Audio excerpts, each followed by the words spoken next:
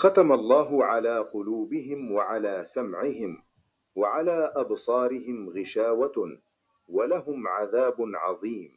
اللہ نے ان کے دلوں پر اور کانوں پر مہر کر دی اور ان کی آنکھوں پر گھٹا ٹوپ ہے اور ان کے لیے بڑا عذاب۔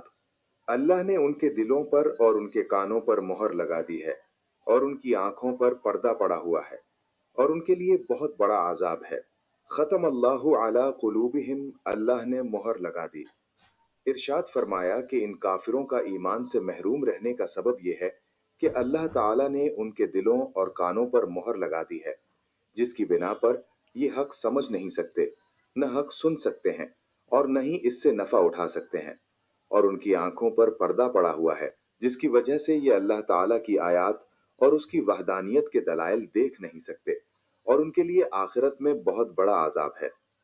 بعض کافر ایمان سے محروم کیوں رہے؟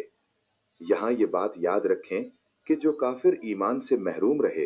ان پر ہدایت کی راہیں شروع سے بند نہ تھیں، ورنہ تو وہ اس بات کا بہانہ بنا سکتے تھے،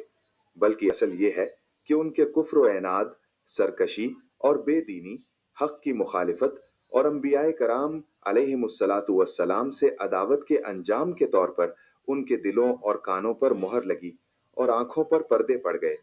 یہ ایسے ہی ہے جیسے کوئی شخص طبیب کی مخالفت کرے اور زہر قاتل کھا لے اور اس کے لیے دوا فائدہ مند نہ رہے، اور طبیب کہہ دے کہ اب یہ تندرست نہیں ہو سکتا،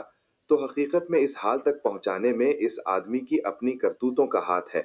نہ کہ طبیب کے کہنے کا، لہٰذا وہ خود ہی ملامت کا مستحق ہے، طبیب پر اعتراض نہیں کر سکتا۔